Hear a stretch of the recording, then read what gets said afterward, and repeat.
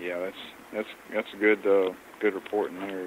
Just it stinks. Like I said, you find something, or you think you find something, or you hear something, or you see something, and after a little bit of digging and all, and oh wait a minute, that was me. That's my voice. Oh man, thought I had something good. I mean, we had that in a picture that we had at Waverly. Was it Waverly we went to that had that picture that Troy caught? Oh, yeah, that was Waverly. Second floor Waverly. Yeah, man, that was like, wow. He caught this thing. He was taking a lot of pictures, and he was going kind of off to himself and taking a lot of pictures of different things. And down this hallway, you can see this looked like an apparition. Man, we were going crazy. And it's like, wow, because you took 2 or 3 pictures in a row, and only one of them really picked it up, just right. And we got home, it was like, man, that looks good, it was like, and then after a couple of days of being home, we're all ecstatic about it, it looks really good. Took started examining the picture a little bit more, a couple of other pictures that he'd taken, and you can see the paint and the paint where it was peeling, and some objects that were in that area was making up this silhouette that made it basically playing a trick on your mind. You're not actually seeing a figure, you're seeing part of a desk and part of the paint peeling, and all that's all joining together to make her head and what you thought was a nurse's outfit and all that stuff. If your mind or ears don't understand something, it tries to make sense out of what it sees sometimes. Yeah. Or it tries to fill in the blanks too. I mean, right.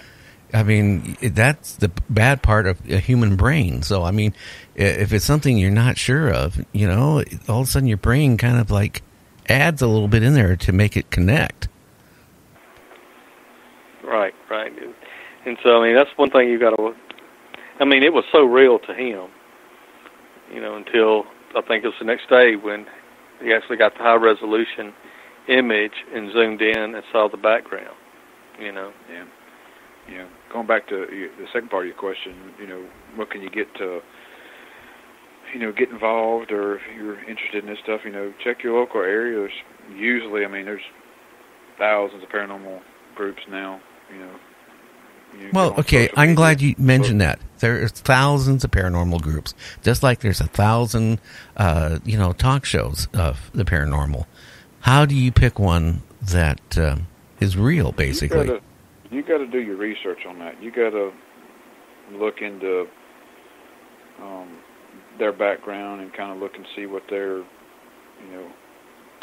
lot of times, a lot of groups post on YouTube like us, like we do, and you start watching videos and see, what they're all about. Start doing your research before you actually, pick somebody to go with, and depending on your area too. You may not have, anybody else other than them. With us, I don't know of anybody really in this area anymore. We used to have a couple in town or close towns, not too far from us. But really don't know of anybody that I can think of right now that's really active all the time. But start checking and doing research and looking at different videos. A lot of groups, bigger groups that are very active, they go to a lot of the same locations. If you have one of those places, you can go and visit. And as far as equipment-wise, your cell phones now are just so dang technical with cameras and video and audio recordings. And audio is going to be, I think that's probably 75% of what you're going to do is going to be audio, that you're going to pick up EVPs, and you can pick up a lot of editors out there that you can go back and listen and amplify the sounds and everything like that, to help make sense out of what you hear on some of the things too, so you can get started pretty cheap. So you don't have to go out and, spend thousands of dollars in. No way. You can get a regular digital audio recorder. I suggest getting one that, there are some out there that you can't hook up to your computer. You have to. I like the Sonys, man. If I get a chance, I'm going to get the, Sonys that have the USB port on it, Hey, plug Sony. Hey, send us some. Yes. Hey, Sony, send them some. Give them equipment so they can prove it. You got recorders and all that. You make sure you can get your files and all off the recorder and put them on your computer. That way you can analyze them. As opposed to just listening to it. You got to be able to listen to it. Now, I'm looking on YouTube at your office there. What type of equipment do you guys have when you go? You go with your video, right, and then you bring it in.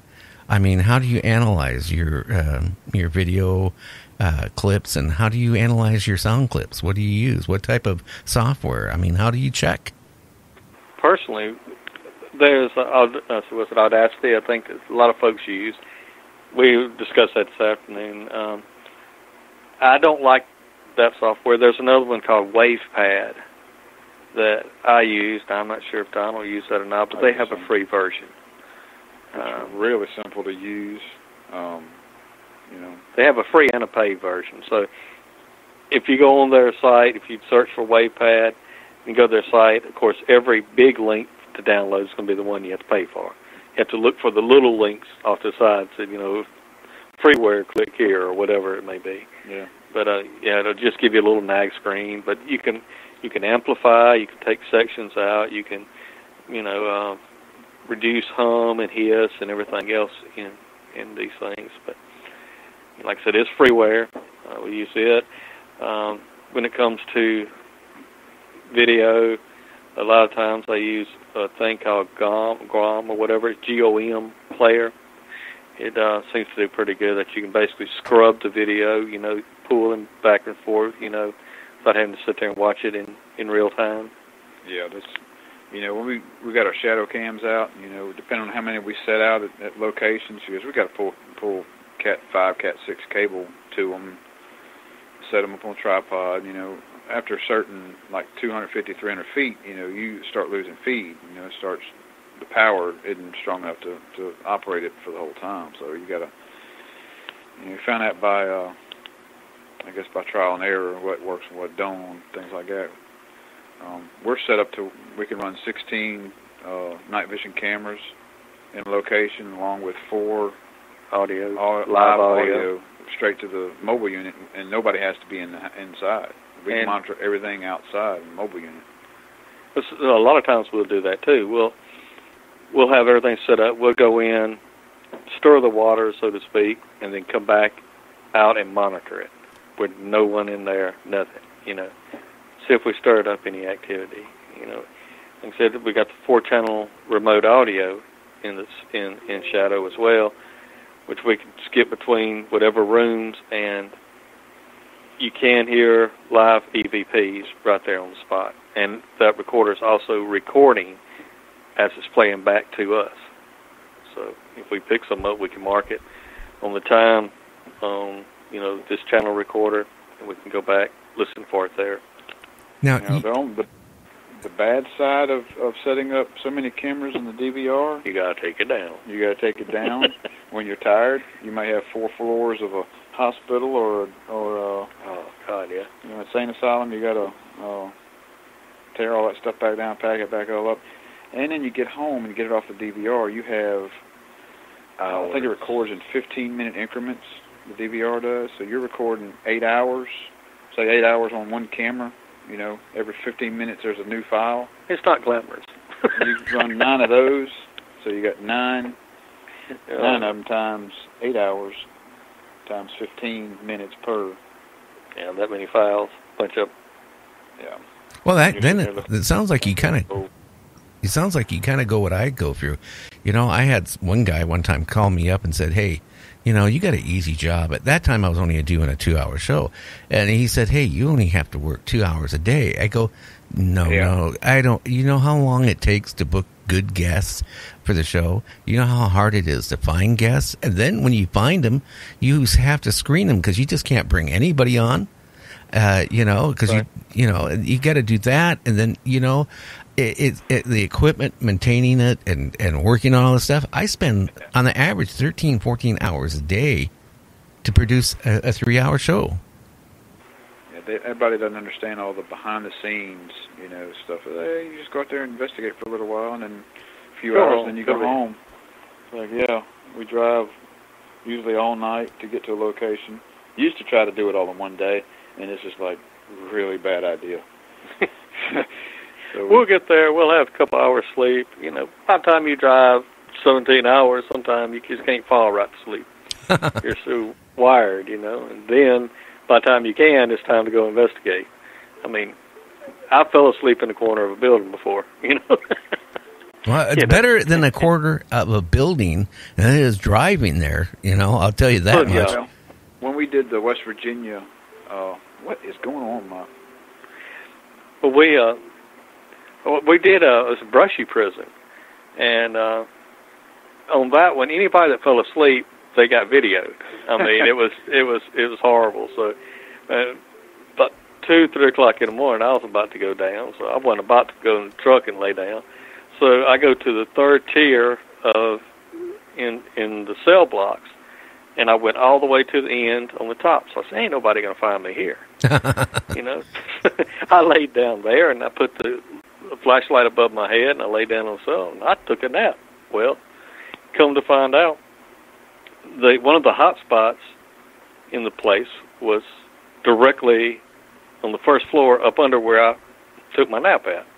Uh-oh. So, well, when I finally got down, back out of there and everything, I lost my flashlight and everything else. It was pain trying to find my way back out of this thing with no flashlight. But after I finally got down there, they were discussing hearing this demonic growl in the cell. And I said, when were y'all over there? And they said, well, that would probably be me snoring about two cell blocks up from you. Yeah. They probably were excited. Oh, look, we're getting. They were excited. Now you mentioned. Go ahead. Yeah, you mentioned you had some audio clips. Yeah, you got them there, Don? Yeah, I'm gonna see. I was pulling it up. My computer is sitting here. It was going crazy while I was talking a while ago. I was like, what is going on? Well, that's because you're talking about the paranormal.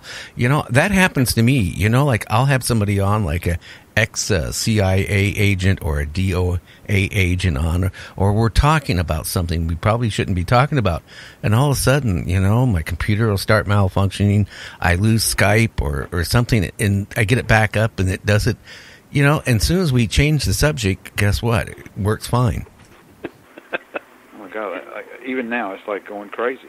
And we did a talk show in Philadelphia, Mississippi, and we decided it'd be cool, you know, while I was in the studio to do a time lapse. Well, you know, the camera was working fine as far as we knew. And then it got toward the end of the talk show, and the camera starts going crazy, you know. And that was his first thing was, I don't know what y'all brought in here, but you know, y'all can take it back with you. This camera's going off by itself over here. You gonna be able to pull it? Or? I think I finally got that stuff to quit opening and closing. Okay. This is second floor, I believe. Ain't that when you fixing this? This is the second floor. We had a few that we pulled off of that same floor, but they're really not. You wouldn't be able to hear them as well without hearing. Yeah, they're not really that good. Now we got one that sounds. Dole said it sounds like a seal. I let him listen to it a while ago. It's like, is that a seal? It's like, yeah, there's a seal in the jail there.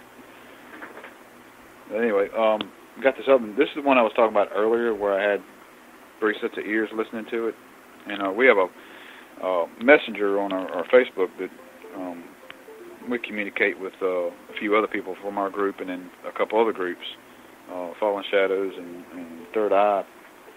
That we're all kind of a group chat, and we share stuff back and forth. Anyway, my computer's still doing something stupid. Now, are you guys getting... I'm getting a lot of messages on my end. Are you getting a lot of people watching on your end? I've got 4 right now. We've had 8. Not a whole lot on the feed there. Yeah, you know, I was doing Facebook Live for about a week. You know what I found when I was doing it? That it kind of killed the radio audience on the show.